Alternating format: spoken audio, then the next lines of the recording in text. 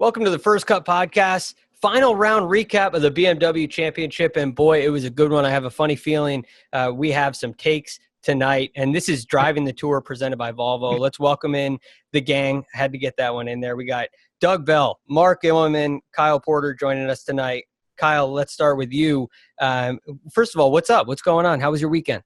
I got plenty of takes. What takes do we want here? Should we start with the course, Olympia Fields? I think Olympia Fields definitely has a place in this one. It was unbelievable, and I thought that we can dive into this, but I didn't. So it got easier every day. You look at Thursday. Thursday's the hardest day. Friday's a little easier. Saturday's a little easier. Sunday was the easiest. It made it interesting. Other people might disagree, but I wish it would have stayed as hard as it was on Thursday and Friday because it was insane.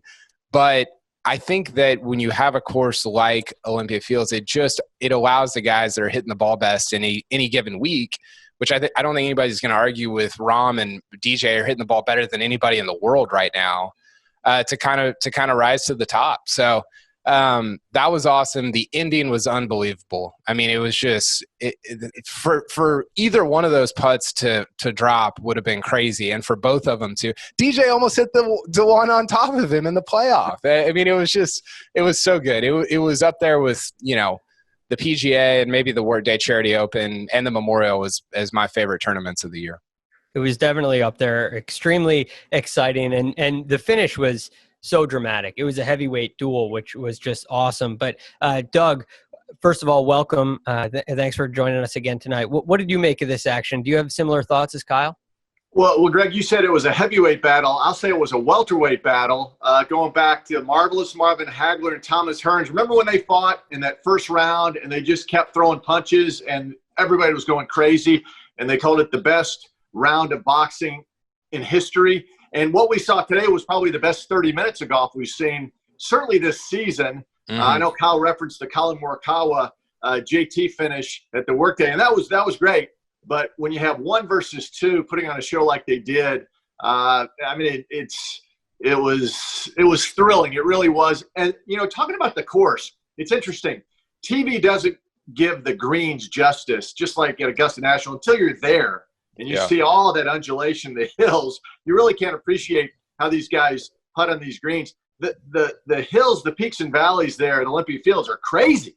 And those putts those guys hit at 18, I mean, I just can't tell you how amazing that was. The DJ and then the Rahm follow. I mean, where the hole was cut from up in that ledge to pick out the right, not only the right line, but the right speed. I mean, I don't know. Rahm kind of downplayed it and said, well, you pick out the line, hit it right, it'll go in. I don't know about that. He hit the flagstick right in the middle. Yeah, I mean, it was awesome to see. Mark, I know you have some thoughts on this. Do you agree with Kyle on the golf course? I'm sure if you're a golf fan, you enjoyed the finish, you enjoyed the playoff. But what'd you make of the rest of the week? Can someone, because I decided to go and have a look at the strokes gain stuff. I figured I'd do my best Kyle Porter before this call. And yes. Can someone please explain to me, did any of you watch any golf? You did, right? So did you watch Adam Scott hit the golf ball for the last 4 days? How the heck is he ranked so low in strokes gained approach and such? Can someone explain that to me? Well, he played terrible today, Mark. I mean, he played his way out of the top 30 today. I mean, he was good until today, right? But still, he's ranked like way down the field at ball striking numbers. Whenever I turned around, the guy was playing from the middle of the fairway, hitting a ball over the top of the flagstick. Well, he wasn't doing that very often. He only hit 29 fairways. Okay.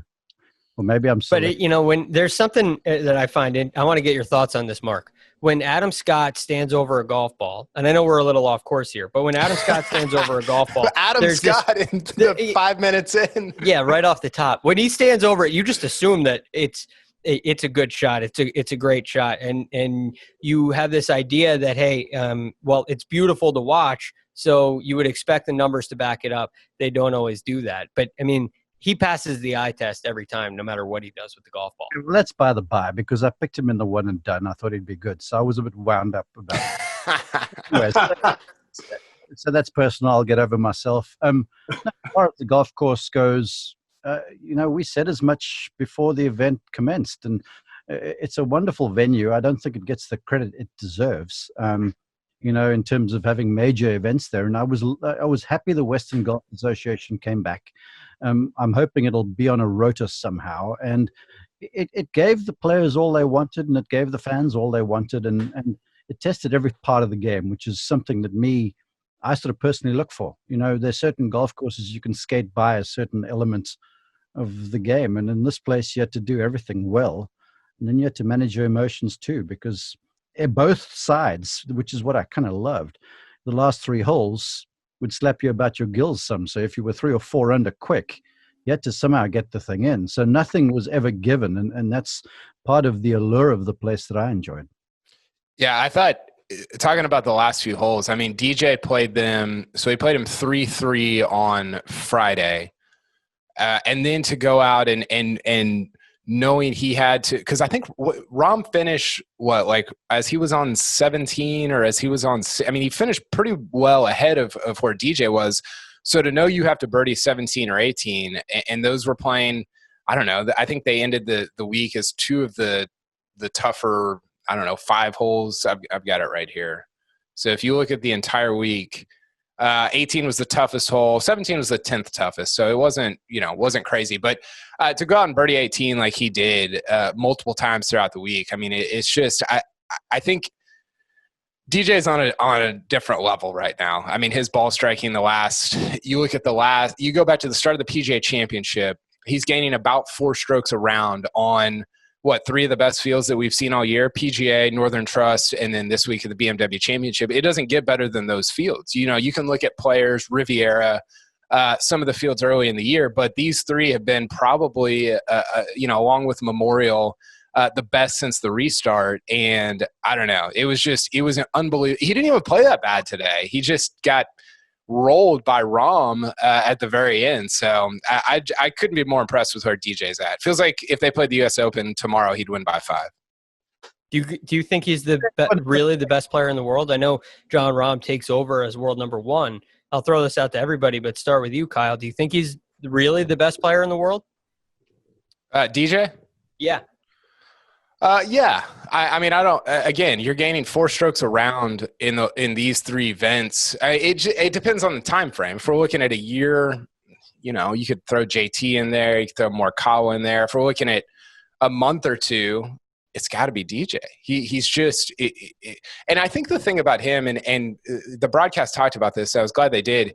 I feel I have so much confidence in where his putting is at right now. Some guys, they get over like a 4-footer or a 5-footer, and you're like, I don't know, 7 out of 10 times, 8 out of 10 times is what this feels like. With DJ, it feels like it's going in every single time. And the stats kind of prove that. I mean, his putting the last few weeks has been really solid. I think that he just generally probably doesn't get enough credit for the kind of putter that he's turned himself into over the last, 5.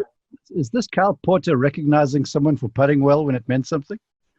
Well, not when it means something, but I mean, yeah, the strokes game putting is legit. I mean, to keep yourself in the tournament, he hit so many 5 and 6 footers, and he lag putted really well. We'll talk about Tiger later. Tiger couldn't lag putt to save his life, and DJ's lag putting over and over and over is super impressive. Yeah, guys, Dustin Johnson and Kyle, check the numbers. I think he was 54 out of 54 from putts 5 feet and in at Olympia Fields. And when you do that, that's crazy. And the up and down at 17 today, I mean, obviously we're talking about the great putt he made at 18, but, he sprayed his second shot in that bunker on the short side. Actually, it wasn't the short side, but he got it up there to 5 feet and rolled it in. So, Kyle, you're right on. I mean, the putting is spectacular for Dustin Johnson. And Greg, oh, by the way, the only way Jon Rahm with a win would not have gone back to number 1 is if DJ did not finish solo second, and he did. So going into East Lake, DJ will still be number 1 in the world. Rahm will still be number 2 in the world. And obviously they'll be 1 and 2 in FedEx Cup points. So, I mean, talk about drama and setting the stage for the Tour Championship. The PGA Tour couldn't have drawn it up any better. I mean, they couldn't have gone at the beginning of the year and had somebody, let's write this up to see what will be the best script. I think they got it. Then that'll happen next week. Yeah, I think it's going to be fascinating next week. I can't wait to see this. Mark, just on DJ to get your thoughts on this. He started the round today 3 under through 4, and he was just hitting every iron shot right at the flag. It was a thing of beauty. And then he plays his last 4 holes in 2 under. As a coach, I mean, if you're anything like me, we talk about first 5 minutes, last 5 minutes, and you have to start strong and you have to finish strong. If you're Dustin Johnson, are you sitting there? Are you disappointed that you lost, or are you thinking, hey, this was a great finish. I did everything I was supposed to do. I got beat by a crazy putt in a playoff? That's a hard question for me to answer because I don't know what Dustin's thinking. But watching someone play the game to win, you've got to get busy early, and then you've got to survive for a while because there will be turbulence. And largely, you've got to play your final 3 holes under par. One, you're okay if you play them 2 under par. If you're in contention, you're probably going to lift the trophy as far as, all of my experiences and such go. What was more impressive to me was just how he survived through the middle portion of the round, because there was some headwind. He wasn't hitting it as well. It looked like all the momentum shifted, and Hideki sort of grabbed the impetus in the final group there. And it looked like Dustin was sort of clawing around. He had to chip out sideways on one hole, and he just kept himself alive, which is how you win tournaments. Everyone's going to have their share of birdies, but it's always fire and fall back and then survive. And there's kind of runs that players get on. And if you spill strokes during your little bad stretch, you can have a run, but then you're doing a run and you're finishing 5th or 6th or 7th. This guy gave himself a shot. He got himself into the playoff. He was done in by a once-in-a-lifetime type of putt and extra holes over there. So I don't think he's disappointed. I think it's a whole lot to build on. And going to a place like Eastlake, where it's just big man-sized par 4s in front of you, and punitive Zoysia rough, with as good as those greens are and the way he's playing right now, he's going in there with a 2-stroke advantage. I don't think anyone can spot DJ 2 right now. I really don't. Oh, he's certainly in control of that tournament next week. If Dustin Johnson is going to play the way that he's played the past 2 weeks, I don't think there's anybody in the field with a chance. I don't care if you're at 8 under, 5 under, wherever you are, you're not catching him. But the player who won the tournament, we haven't really spoken a whole lot about, which speaks to the tournament itself. But Jon Rahm was 6 over par on Friday night. And we did talk about how on Friday night, how a guy who's 6 over, Jon Rahm specifically, was a round away from getting right back into the tournament. Hey, who talked about that? Who said that? Who said he was going to shoot 66 on Saturday? Oh, you know what? I think that might have been something I said. Thanks for bringing that up. It makes me sound much more modest. But yes. Anyway, during that round, he picks up his ball mark and makes a bogey. And what's so interesting about this guy is he plays it bogey free on the weekend, except for that one mistake. I mean, is this the best weekend we've seen of the year? Where does this weekend of golf rank during this season, Kyle? What do you think about that? Yeah, it's up there. Morikawa, what did Morikawa do on the weekend at TPC Harding Park? I don't have that in front of me. I remember it being just unbelievable. But to go 6, he went 65s. He went 65, 65? Something like that. It might have been 66s. So, DJ last week went, 64? Yeah, 61. He shot 60, then 64, 63 or something. Yeah, and that doesn't beat Jim Herman the week before. But, look, these are different kind of fields we're talking about here, right? Different kind of field, different kind of course, I think, is the main point. To go 66, 60. I mean, yeah, putt for 63 on 18 on Sunday. And I get it. It was playing easier.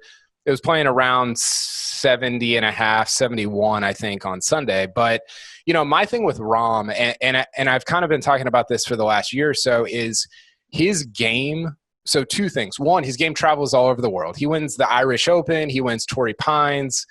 He wins Olympia Fields. I mean, there's nowhere that you can go where you can say, well, his game, it doesn't fit his eye. It doesn't matter. Like, it doesn't matter where you play. The game works. That's because he hits it high with his iron shots, and he has complete control over the driver. And the second point that I want to make, and we saw this at Muirfield Village, and I thought we saw it again for a lot of the week at Olympia Fields, is his touch around the greens is unreal. I mean, for somebody who hits it, who is kind of as big and burly and just hits it as far as he does, I don't know that there's another like long hitter off the tee that has the kind of touch that Jon Rahm does, other than maybe DJ. I think at times can kind of get in that class, but I mean, it's just I'm constantly amazed by how deft he is around some of these greens. Again, we saw it at the Memorial. We saw it again this week. And I think that when you have that, you just create a situation where when you're hitting it well, you don't have very many holes. And it's just very difficult for the Mackenzie Hughes of the world to kind of take runs at a guy like Jon Rahm. Yeah, Greg, let me mention this. And you mentioned the scores. He was 8 off the lead after Thursday. He was 6 off the lead after 36. He was 3 off the lead after 54 holes. Now, today on the telecast, I guess they showed that penalty on the 5th hole from Saturday. They must have shown it half a dozen times. They just kept showing it. I mean, I guess you do that because, different audiences tune in throughout the day. And that was a big deal. And I don't ever recall that ever happening on the PGA Tour before. It was a real brain freeze. But at the same time today, he caroms off a tree at 15. Instead of going to the penalty area, he comes back into play. So things tend to even out when you win a big championship. And while they made a big deal out of the penalty stroke, it was just one stroke. And then he caught a break today. So things even out. The thing about Rahm, too, the other thing we need to mention, he led the field in driving accuracy Saturday and Sunday. And he's hitting it a long way. And that obviously won him the championship, or at least put him in position. Some of those fairways at Olympia Fields, they were 17 yards wide. I mean, think about that. 17 yards wide with 5.5-inch rough on either side, and he leads the field with a driver most of the time in accuracy. Pretty good stuff from the young guy. Yeah, it did impress me how often they went out there and just hit drivers. They definitely have a model where it's very strategic and very, I believe, statistics based on when to hit driver and when to lay back. But they don't treat that 5-inch rough as a real penalty. They take on that risk more often than not, which I find to be I find it to be extremely interesting. Mark, when you look at Jon Rahm and what he did, and you look at coming off of Saturday and Sunday, that mistake on Saturday, which Doug alluded to, they showed a half a dozen times, but. Is there an old Jon Rahm that gets flustered by that situation and ejects from this tournament? Yeah, without a doubt. I mean, I've been on course calling him at one stage where he hit a wedge. It was at the Players Championship on the 7th hole, the par 4, and he hit a wedge from the fairway, kind of stood one up against the wind and missed the green, plugged it in the bunker, and he actually bent the wedge over his shoulders in front of me. And I was like, okay, this dude's strong, and he's also a pretty fast temper on the go there. And he's admitted he's worked on this. And I'm pretty well convinced to your question that old Jon Rahm would not have responded or reacted to that mistake as well, because twice in the post-round commentary, I heard him reference the bogey putt that he made and how proud of himself he was that he got out of there with a double bogey. And so that speaks to just error management and disaster avoidance, which is a big part of winning on hard golf courses. Winning on hard golf courses, we saw this week that, a run of birdies was 2 in a row. So you're not going to be lighting the place up if you've made a mistake. So a lot of it is kind of the attrition, the hanging on, the surviving, and sort of making 4 out of nothing, which he did a few times. I mean, how's that? He made that par 4 on the front side, or maybe 11. He was all over the joint and made one from off the green for a par. That's what you do in major championships if you want to win. It's not about, finding fairways in a U.S. Open is important, but it's somehow, and Tiger was a master, turning a disaster into a bogey and turning a surefire bogey into 4 a few times. So that's what he did. And I do believe that the maturity, the work that he's done off the golf course, he works with that bomb disposal expert, which I find curious, because if you're a bomb disposal expert, you obviously can't make a mistake, because then you won't be an expert anymore. And so the guy sort of advise him and manage himself and manage his breathing and manage just situational kind of deals is starting to prove fruitful, because everyone's known. I mean, when he was in college, people told me that this guy was a future world's number 1. And I was like, please, man, let's wait till he plays against the big dogs. And then I'll never forget Doug Bell. I was still doing radio. We were at Phoenix. He got an invitation there. And I was on one group, Doug was on one group, and whoever else was on another group. And our producer goes to Doug. He goes, hey, Doug, go pick up Jon Rahm on the front nine. And I remember going, what the heck? And that year as an amateur, he finished fourth out there, Doug. Yeah. Doug, what impressed you back then about Jon Rahm, if anything, of course? Well, at the time, Tim Mickelson was his college coach at Arizona State. And, of course, Tim's now in Phil's bag. And Tim later became Jon Rahm's first agent. And, all this evolves, right? But at the time, Tim Mickelson told me, and he just said, listen, this guy's special. And I'm not just telling you that. Because, a lot of coaches say, hey, this guy's great, and he's going to be a great pro. But we know what it takes to be a great PGA professional.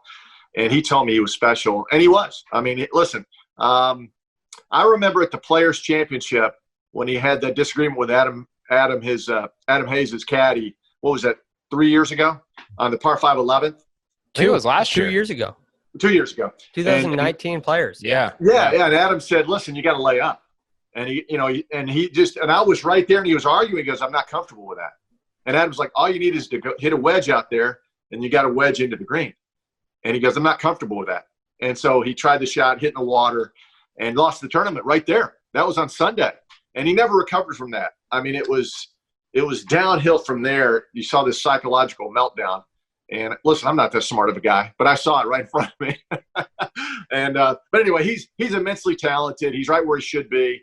And that's the exciting thing about next week. We keep going back to that. Dustin Johnson is playing at his highest level he has in a year and a half, and now Jon Rahm is at his highest level. And you have two guys right there going at it next week, 1 and 2. That's pretty cool. So 2 more things real quick on Rahm. He is actually as strong as Bryson thinks that he is. And Bryson thinks he's as strong as Rahm actually is. And then 2, I think so with Rahm, it's a little Sergio-like, right? Where it's like, okay, there's all this passion, and he's just fired up all the time, and you're like, bro, you gotta you have to learn to channel this differently. So I don't know that it's necessarily been like a tempering of what his emotions are, but rather somebody who's wiser about, okay, I actually do need to lay up here to win the golf tournament, like Doug was referencing at TPC Sawgrass. And so I think that's where the maturity doesn't keep him from being emotional. I don't think that's just kind of who he is. I think it channels it differently to say, okay, I'm going to take my medicine here. I'm still going to be passionate and fired up and kind of bull my way into the rest of this round, but it's going to look different than it did in the past because of the choices I'm making in different situations. I thought it was crazy that he hit driver on 17 today. I mean, I think at the time he had a 2-stroke lead because it was either 2 or 1. DJ maybe had just birdied 15, and Rahm pulls driver on 17. You're like, oh my gosh, I'd seen Tiger hit it in the water 3 days in a row, and just there was a lot going on there. And you can tell when Rahm's feeling it when it doesn't even look like he takes the club back, it's just boom boom, like right away. And it looked like that for the last hour. He was just so locked in, and I don't know, it's fun to watch when he's like that. I call it a piston swing. It's like 1-2. It's a beautiful tempo. I, for one, cannot copy it. It doesn't go very well for me. But on to some other young phenoms and superstars rounding out the rest of the top 5. Joaquin Niemann was really impressive. And Kyle, you've alluded to earlier how the best ball strikers tend to shine on golf courses like this. And we saw Joaquin Niemann jump up there, and he really had a chance to win. Doug mentioned a couple of great kicks. We had a ton of great kicks during that final round, and Joaquin Niemann got one on 15, very similar to Jon Rahm.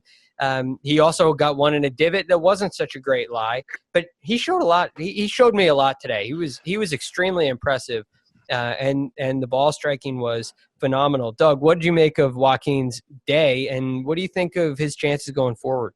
Well, I think he has a bright future. He's only 21 years old. Wow. I mean, he's a smart guy too. Like Rahm, he's fluent in English, which I think really helps him over here in a lot of ways. He was great at the beginning of the season when he went at the Greenbrier, and like a lot of players, he plays a lot, and he had that kind of soft middle portion of the year. Obviously, we had the break, but he wasn't playing his best before the pandemic break and even coming out. But now he's kind of back in the groove. It was interesting, and on the telecast today, they talked about, and Greg, you know about the golf swing, and Mark, you too. His head really moves on that downswing. I mean, it moves a good 6 inches. That's crazy, right? I mean, not many people can copy that motion. It's pretty. He's an impressive young guy, and he's up to 18th now in FedEx Cup points, I think. There is in that golf swing a ton of side bend, and that's where you see the head drop so much. And really good players, pretty much everybody on the PGA Tour will have a little bit of a drop at some point, and they will have some side bend. He is no question the most extreme example. It really allows him to keep the trail arm in a bent position as he rotates through the shot, but it's got to be a little bit hard on the back. Mark, do you get concerned with him for injury at all? You always do. I mean, you never know with these guys, and you never know with travel and all that sort of stuff. But he's limber enough, and he's in conversations with people and in brief conversations with him, he's awfully fit, and he's surprisingly strong for a slightly built man. The thing that I'm more concerned with is the fact that I'm embarrassed enough and to admit that whenever people ask us, so who are the leading golfers in the world that are under the age of 25? Who of us ever say Joaquin Niemann, and that is a bogey by the bunch of us, because this guy said today that he has got some serious chops. And to that, I had the luxury of watching golf with my brother Trevor yesterday, and Trevor, we knew, well, us who were calling the stuff at the President's Cup, we knew that Joaquin was legit, Jacko as they call him. But apparently in the team room, he's dynamite, and he's up for any challenge. And they rode Abraham Answer and him in a big way, that international team. And it shows the mettle of the guy, it shows the chops of the guy, and then it shows the game, that he's prepared to get up and get in the face of adversity, and then he's got the ability to back up what's necessary. So, I mean, shame on me for not being asked throughout the year who the leading guys, you lobby Wolf and Hovland and Morikawa and this crowded people. Jacko Niemann is for real. I mean, he really is for real. Kyle, do you put him in that group with the college kids? Where do you think he stands up? You got Sungjae Im in that mix too, no question. I mean, talent-wise, he's almost. It's weird because he's younger than them, right? Like he's younger than. Yeah, but he's been around for longer. It feels like. Right. So he was in what was it the 18 Masters that he had to wait, and then he turned pro right after, or was it last year? No, it was 18. It was 2018. Yeah. 18, and he got conditional status in 18. Yeah, because he won the amateur event, and so you've been hearing about him for like forever, and it's weird because he's a consistent like top 25 ball striking guy on the PGA Tour. But Mark's right, we don't really talk about him when we talk about great ball strikers. Although I did bring up to Rick yesterday, A, he was 20-1 last night to win this. B, maybe even more interestingly, he's like 100 or 125-1 to win Wingfoot. Now, is he going to go win the U.S. Open? I don't know. That's a bigger ask than winning Olympia Fields. But this is a pretty good facsimile of a U.S. Open, and he was awesome. I mean, he was to go out in 31 with a putt for 30 on the 9th hole on Sunday. He has, kind of like Rahm. His ball flight's different, but like Rahm, he has every shot. He can bend it every way. He can do whatever you want him to do with his irons, and that's fun to watch, and it plays at this level. Hey, Greg, let me throw this in real quick, too. We're talking about young guys, right? And Jocko's 21. I got to mention Rasmus Højgaard. I got up this morning to watch the European Tour. This kid's 19 years old, and he's won twice now. Now, European Tour, I don't know what these fields are quite like. Keimer was one shot off the lead today. But Rasmus Højgaard, so when we go to Wingfoot at the U.S. Open and you hear somebody say, who the heck is Rasmus Højgaard? Be sure and tell them. This guy's won twice on the European Tour. He's the real deal, by the way. 19 years old. Pretty remarkable. I think he's going to be ranked ahead of Jordan Spieth when the new rankings come out on Monday. Seriously. Yeah, I would think so, right? Not good. Yeah, timestamp that, Jacob. Freaking first cut. Yeah. make it past the first round of the playoffs, Jordan, and then we'll talk about it again. Mark, you were saying? I was going to talk about the trajectory you reference. not as much movement from side to side, but he moves it up and down through the air, which makes him so good, because if you watch a number of the shots he hit today, where there were back hole locations, he was able to get them in tight by managing the trajectory, by coming in flatter and landing it shorter a little bit more. So he is a fascinating case study, and Carl's opened my eyes some to a place like Winged Foot and certain of these events upcoming. We saw how good he was at Royal Melbourne, where it was a game where you were rewarded by toying with trajectory and going in high and low. And man, Niemann is for real, and he's got that gear, and he's prepared to hit those shots. I mean, he had a ball that was knee-high to a grasshopper a few times there on that Pro Trace that they were showing. Yeah, I think U.S. Open for sure, but also, man, you talk about the being able to raise and lower his ball flight. That would play great at an Open Championship, and I think Royal Melbourne is, if you talk about courses that's similar to, there's a lot of like courses in the Rota that you're like, man, that's gonna be awesome there. So he's gonna be fun to watch. I love watching him. He gets fired up. I love his ball flight with the driver as well. So he's great. The President's Cup has definitely had a major effect on everything that has happened through the season. It's amazing to think how many guys have won and are close to winners that played in that President's Cup. And of course, there are some superstar Americans, but it's definitely been interesting to watch, especially on the international side. Speaking of which, Hideki Matsuyama had a real chance of winning today. And for much of the round, I mean, he really grinded it out, and it wasn't easy for him at many stages, but he really hung around. He gets in at 2 under par in a tied for third there, and over 6 strokes gained around the green this week. We think of him as a ball striker. Doug, was he the outlier this week? Was he the guy that didn't quite hit it as well as everybody else, but just got it done around the greens? Yeah, probably. Although he is such a good ball striker. I mean, I think that was on display at this golf course, and I think that's why he was there in the end. And I think that's why he'll play well next week at East Lake, and I think that's why Hideki will have a good week at Winged Foot. I think his game is on the rise. If you look at his bar graph, I mean, I think he's heading upward just like DJ and Jon Rahm. If you ever have a chance to, of course, I don't know when the fans are going to be allowed back, but if you ever, for the people listening, if you ever go and they let you back in and you watch the guys in the range, go watch Hideki hit golf balls. Just, I mean, it's such a joy. Give me your top 5 on the range real quick. Top 3 to 5. Sergio's still in my top 5. Yes. I mean, he's awesome. Love he really is. And you're always like, and now he just doesn't putt well. But, man, he puts on a show. Oh. I mean, he's a lot of fun. Yeah, certainly Hideki is up there. Rory. I mean, Rory pulls out the driver in the 3-wood on the range. I just like, and they're telling me in my ear, Doug, where are you? I'm like, I'll be right there in a minute. I got to watch Rory a little bit, right? And DJ's phenomenal. Yeah. I mean, you kind of go down that list, but those are my top guys. I'm trying to think who else. Adam Scott. Oh, of course, Adam Scott. Yeah. Paul Casey. Yes. Yeah, Casey's good. Flushes it. Yeah. Did you mention Tiger? Well, sorry, I forgot about the big cat. He's still pretty good too. He doesn't hit any balls anymore, so you don't see him on the range. That's true. That's true. Yeah, that is a good point. I remember when I was at Medalist, I'd see a lot of the guys on. I actually had the range job, so I watched these guys all the time. And Tiger just stood out as completely different to me.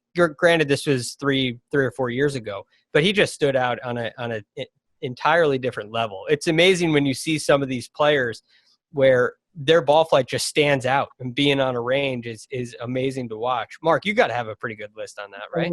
I'm on board with Rory. I'm on board with all the guys who were named there. I want to say watching Bubba on a range is also fun because it's crazy. Like when he was still sponsored by Volvic and he'd come out there, have the basket of different color balls and they'd split them up.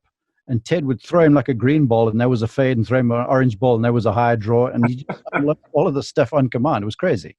So I'd add Bubba in there, and then just to Adam Scott. The teacher in me, to watch the ball come off the face is a thing. I mean, a ball through the air is like a symphony to me. But the way the club interacts with the ground, that's entirely differently. And you mentioned Adam Scott. I watched that guy hit 4 irons for about 20 minutes. And he probably hit I would say probably 30 or so. And he left this little strip of bacon in the ground there, just like one divot.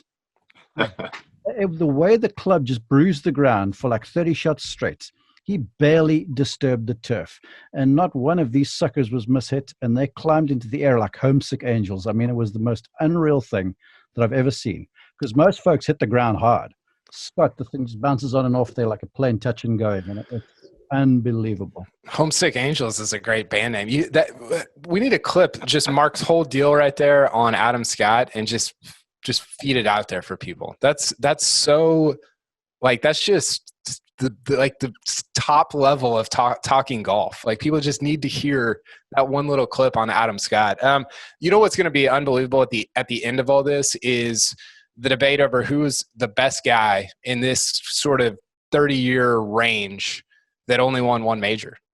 Because you got DJ, you got Adam Scott, you got Jason Day, you got Justin Rose. I mean, you can go Sergio, you can go on and on down the list. And these are like all-time, like, legit guys that have won double-digit times on the PGA Tour and just one major.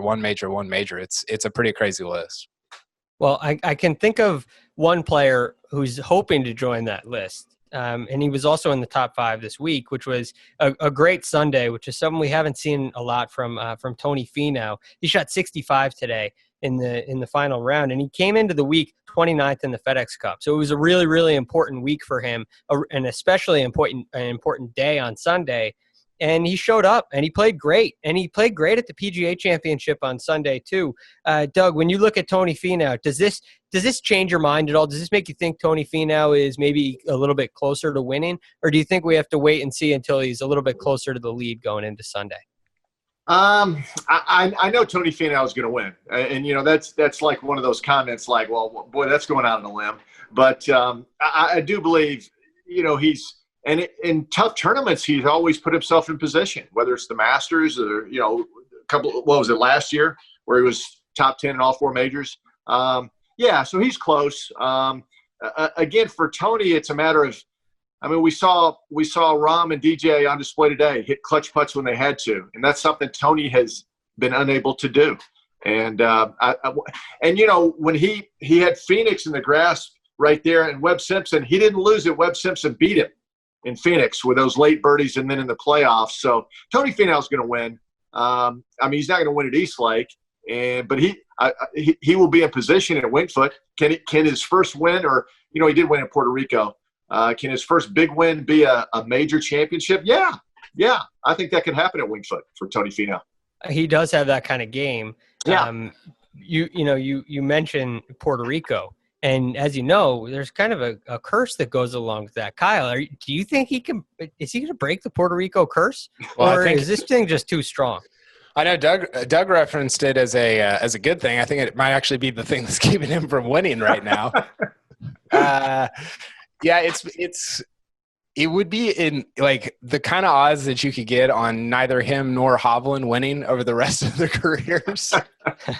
You'd have to wait like 30 years for the payout, but I don't know. It'd be worth it. It's, you know, I tweeted this out. It's crazy to me that Tiger won this season and Tony Finau didn't. I think Finau had 7 top 10s and was like, you know, I think we think about him, and somebody on Twitter called him like this era's Kuchar, where it's just like, you know, cashing it on Sunday. And I don't know, he's been in some events. Like, he's been like really in it, and like the 3M, the Memorial up until back 9 on Saturday. And then Tiger had 2 top 10s this year. You know, he top 10'd at Torrey, backdoor, and then he won Zozo. And you're like, well, he just, you know, capitalized on, and I think that's the thing for Finau. And, you know, we've talked about this as it relates to Spieth. We've talked about it on the opposite end as it relates to Ricky Fowler. You have to understand like the rhythm of a 72-hole event where you want to peak at the very end. And Finau just seems to be very flatline. And in a lot of ways that can be a good thing. That can help you out because you don't get too high or too low, but he can't seem to figure out how to peak at the very end of a tournament, which is, you know, kept him to only that Puerto Rico win. You know how important it is to win when a guy who has 7 top 10s and all the things that Kyle mentioned is 29th in the standings heading in. mean, you have to win. You have to cross the line and win. Mark, what's holding Tony Finau back from getting that first win and, of course, breaking the curse? Well, nobody knows what's really going on between his ears under pressure and what he's feeling like inside. That's a big deal. But he's a competitor. I know that for a fact. I mean, he and his brother, they came up hard scrabble. I'll never forget him telling me the story of, having to climb over the fence at their local muni to get onto the golf course and hitting golf balls into a mattress in the basement that their father put up for them. So stuff hasn't come easy. So I feel like he's got that chip on his shoulder, if you will. But just from a physical point of view, he just needs to make some putts over the weekend. And the good news for him is he looked like he did that on some pretty demanding greens here on a Sunday. Now, it wasn't under pressure because he wasn't in the final few groups, and he was sort of he could have posted. But you guys have joked with me, but you've got to make putts under pressure on Sunday afternoon if you want to win. I don't care who you are. You ask any of these guys to win tournaments, and the bigger, the more important those 4, 5, 6 footers are. And the bigger the events are, the more demanding they are, because the faster and the firmer the greens are. And the 4-footer can suddenly turn into 6 feet on the way back if you're not careful. So for me, all Finau's got to do is find a way to make those when it means something, and he'll find his way into the winner's circle. So real quick, Finau finished second in putting on Sunday. Great call, Mark. And I don't think anybody disagrees with you about having to make putts on Sunday. I think the broader argument is, do you have to putt really well throughout the entire week, which is where I think we would probably disagree. Yeah. Well, let's continue to disagree. I mean, I am not going to discount ever that you have to hit the golf ball to beat the world's best. You cannot fake your way around the PGA Tour. Like, you can't do it on any of the major tours in the world. But when it comes down to it, golf is a game of scoring. And if you're good on third down, you're going to be really good. First down is glorious. If you can hit some of those big bombers and stuff, that's great. But if the closer you get to the hole, the more that's where checks start getting cashed. And I'll stand by that for as long as I draw a breath. That's the perfect analogy, because I think I don't disagree with that at all. It's just, you put so much stress on yourself when you have to be good on third down instead of taking care of business on first and second down. But I totally agree with what you're saying. It's just, I think it's harder to do throughout a 72-hole event rather than driving it like Rory and hitting irons like JT. I agree. One of my favorite aspects of the playoffs and even the Wyndham Championship is these moments that we speak of, the kind of moments that Tony Finau has to overcome. Well, they exist at different areas of the tournament. They don't just exist for the winner. And there are players like Billy Horschel and Mackenzie Hughes who had moments like this, even though they weren't necessarily in contention to win the tournament. So there are a lot of bubble boys in this tournament, and we're going to talk about that. But first, we got to take a break and hear a word from our partners. And we're back. Okay, on to the bubble boys. Who's getting in? Who's on the out? We have Mackenzie Hughes. He makes a dramatic par on the 18th hole to one of our favorite lines, punch his ticket to Eastlake. And also getting in is Billy Horschel, and he is right on the number at 30th. And man, the way Billy Horschel got in was really something else. But Doug, what did you make of the bunker shot Mackenzie Hughes hit on 18? I mean, how good was that? Well, I was really excited about, obviously, the Rahm DJ finish, but I was also excited about Mackenzie. He's really a great, insightful young guy, and I love talking to him. I mean, he's a great interview, by the way. He gives you great insight and great information for the job that I do. But Paul Azinger kept talking about, man, he short-sighted himself. That's going to be an impossible bunker shot, and he threw it up there, 5 feet, and had a tricky little cut coming back. And now that completely changes his career around. I mean, next year, he's in all the major championships. He's in the World Golf Championship, Mexico Championship. He's in the Century Tournament of Champions because the field's not big enough. So if you're in the final 30 and you don't have a win, you're going to go to Maui. So it really is a big deal. And, he's an interesting guy. At the Honda Classic, where he finished second to Sun JM, he really was having a pretty mediocre Thursday and Friday. Gets hot the final 4 holes to make the cut on the number. And then goes out on the weekend at PGA National. I think he goes 66-66 to finish solo second to Sun JM. And that completely turned his year around, Mackenzie Hughes. And then he's played pretty steady. If you follow him, I follow all these guys, walk with him from time to time. And he's not a guy who's going to blow you away going, wow, he hits it a long way, or that was an incredible iron shot. He's just a good, solid PGA professional. And you saw the excitement on his face today when he secured that spot. I mean, that says it all to me. I mean, listen, we talk all the time about superstars, and why not? I mean, they're the headliners. But a guy like Mackenzie Hughes, he's a great story too. And he was very emotional. And I thought NBC did a great job getting that shot of him looking up in the sky when he made that putt. He knew what it meant, and that was pretty cool. I'm getting chills talking about it right now. I like Mackenzie Hughes. It's a great point, Doug, because the money, sure, like the difference between 31st and 30th is like $200K, which is not insignificant. Maybe more insignificant to them than it is to us. But he's 70th in the world, and so what happens is when you're 70th, 80th, you get into the range of like almost getting into majors, maybe not. It depends on the major. It depends on kind of where you're at going in, but now he's in. And so that just, it frees your schedule up, which is a big deal, probably a bigger deal than even the money or playing for, well, I mean, if he wins 15 mil next week, that's a big deal. But if he finishes 20th or 23rd next week, the getting in the majors and all these events is a bigger deal. Mark, I mean, is Mackenzie Hughes like a poster boy for you? I mean, the guy gets it done with the putter and with the short game, right? His ball striking is good, but on the year, it's not nearly as good as as many of the other players that are in this top 30. What are your thoughts on his game as a whole? Well, a couple of things. I just want to build on what Doug and Kyle said real fast, and that when you hear these guys talk about making it to Atlanta in the Tour Championship, these aren't platitudes. It's for real. And you had a full frontal. You had a visual of how meaningful it was. For a guy getting it up and down from a tough spot to make it into the top 30, it's for real, because there are a whole bunch of, as Doug points out, perks to making it to East Lake. So the FedEx Cup is a thing, and we can poo-poo it all we like. It's for real, and all the players recognize this. And then to Mackenzie, I still think he's young and he's got a lot of growing to go, physically and mentally and such, because the golf swing for me is highly repetitive. It's a really heavy ball. Now, yeah, he's not Rory Long, but he's not short by any stretch of the imagination. And the one victory he's had was down in Sea Island.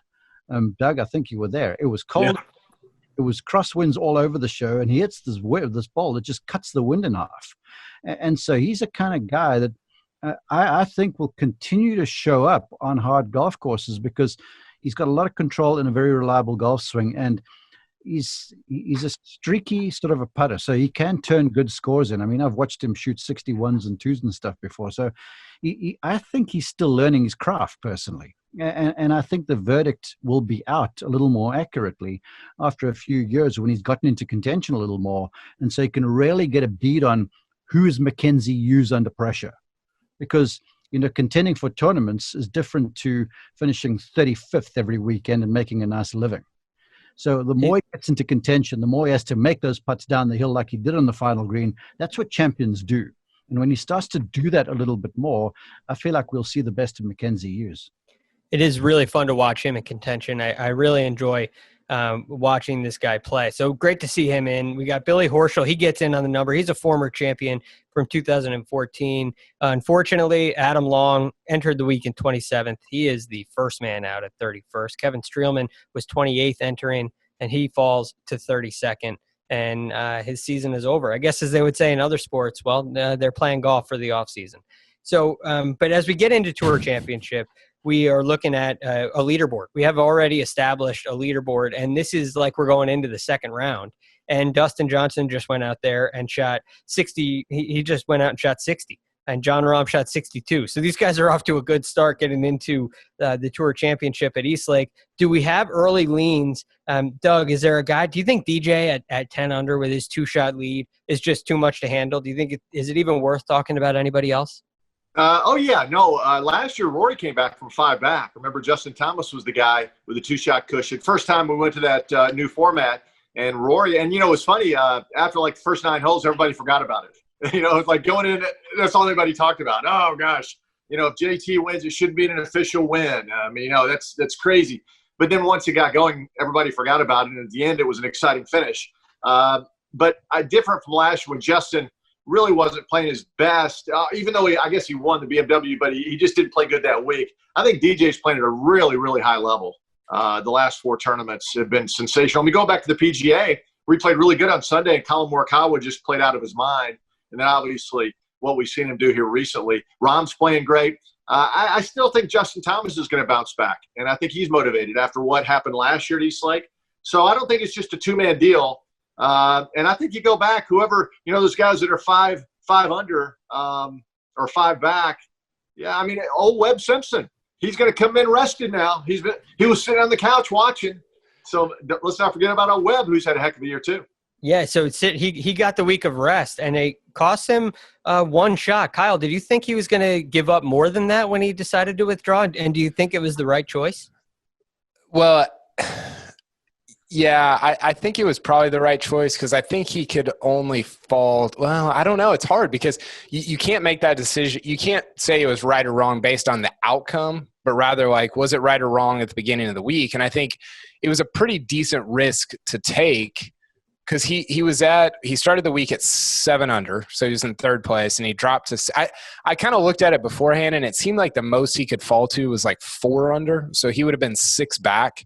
So that's right on the edge of like this might not be the greatest idea, but it worked out pretty well for him. I think the interesting thing going to East Lake is what if DJ actually does go out and shoot like 62 in the first round, and then he's like 14 up going into the second round. I mean, that's basically what he's been doing for the last month straight. He's like Doug referenced, going back to the PGA Championship, he's gained 47 strokes in the last 12 rounds, so it's like 3.93 or almost 4 a round, which is a joke. I mean, that is a joke. And if you're Cameron Smith and you're down 10 to DJ right now, and he goes out and shoots 65, kind of playing for the you're probably playing for the $5 million instead of the $15 million going in Friday.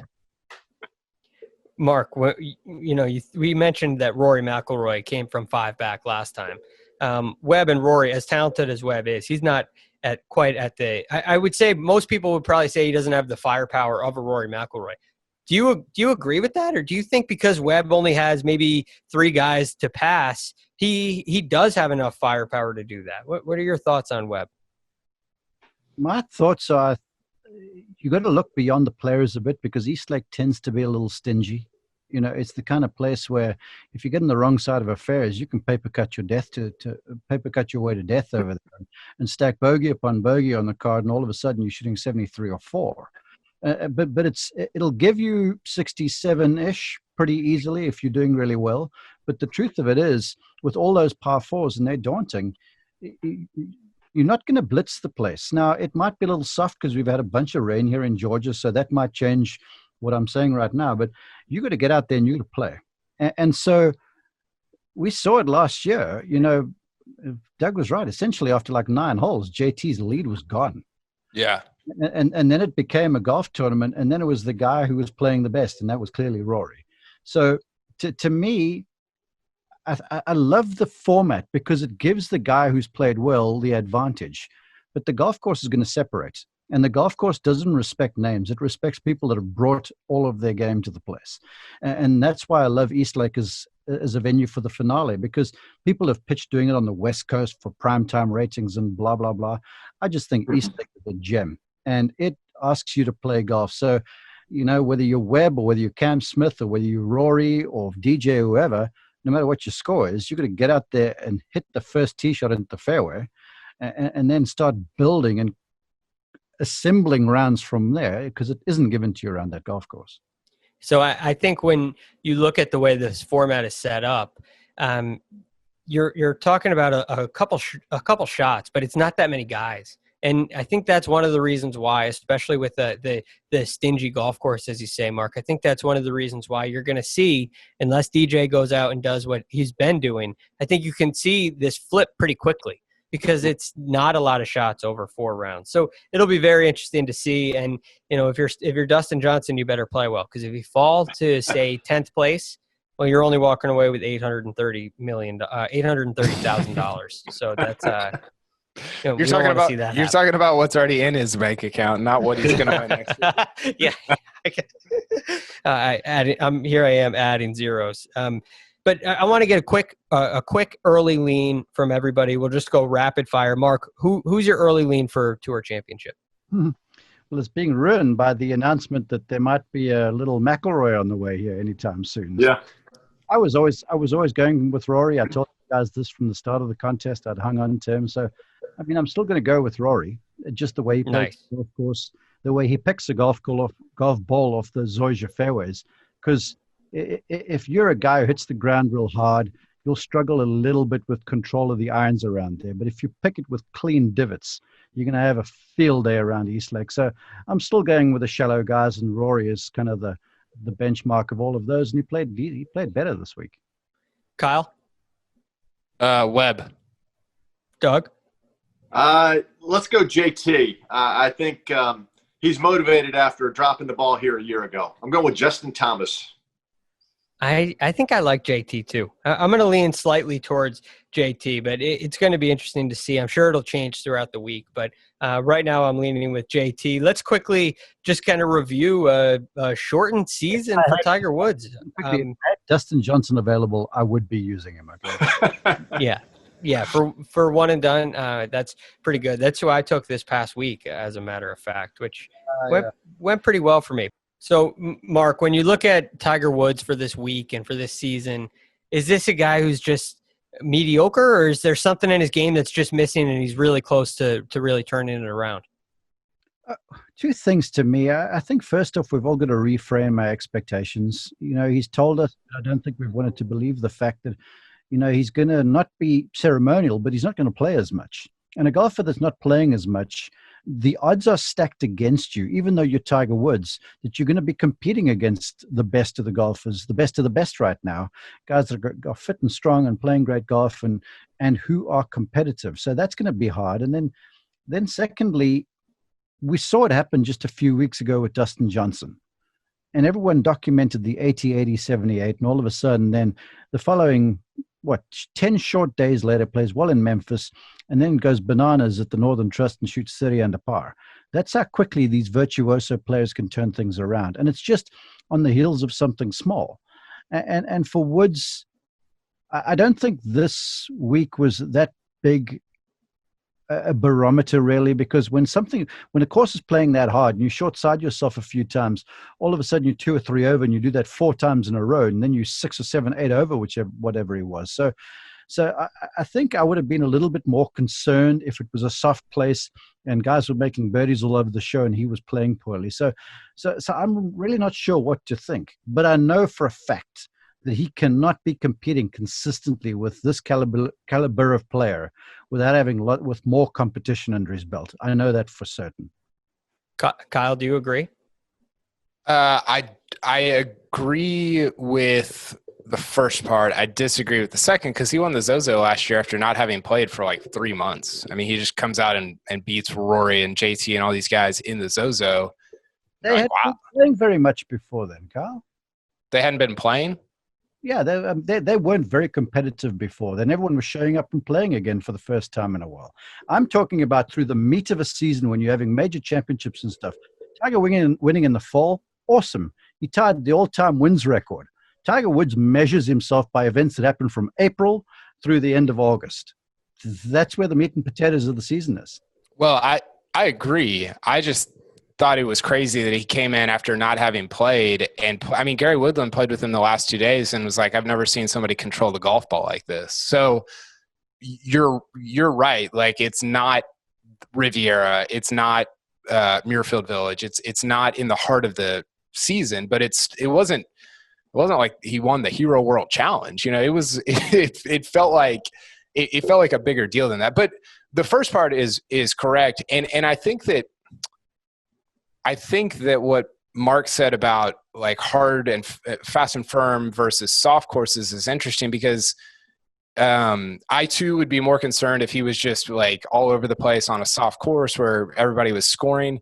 But the tournaments that Tiger wants to win are played on fast and firm courses. And so then it becomes problematic of like, okay, well, can you do that right now? Because the margins are so small. Like and I love that he brought up the 80, 80, 78 with DJ, because it just flip the switch and you've won, two of the last 4 events or whatever it is. So I don't know. I mean, the Tiger thing, I don't know.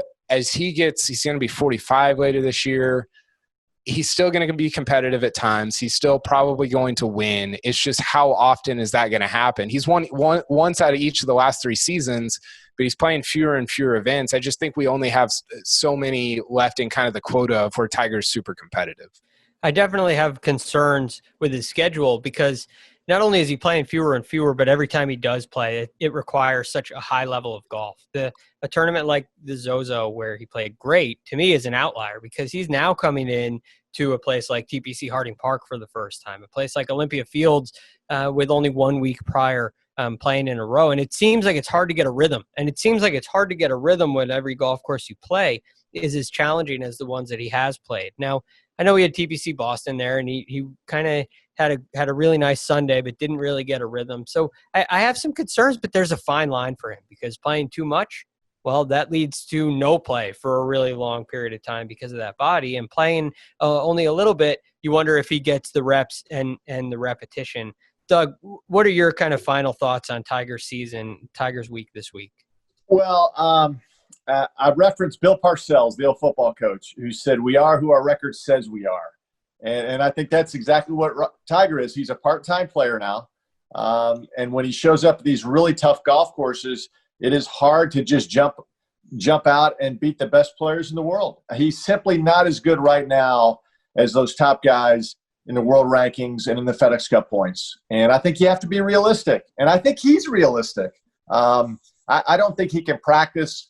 And I don't think he wants to practice as much as he used to. I think he wants to spend more time with Charlie, his son, and get him better at golf and maybe get himself better at golf. So Winged Foot is so difficult. It'll be great to see him there, but I just don't think he's going to be in contention there because, listen, the numbers don't lie. And right now, over the last 4 tournaments, he hasn't been very good. Numbers don't lie. There is no doubt about it. And that leads us perfectly into our odds and ends. We had the matchups this week, and of course, I had to go here. We had Mark was 6-4, and Mark has 4 belts on the year. Rick was 5-5. Rick has 1 belt. Kyle was 4-6.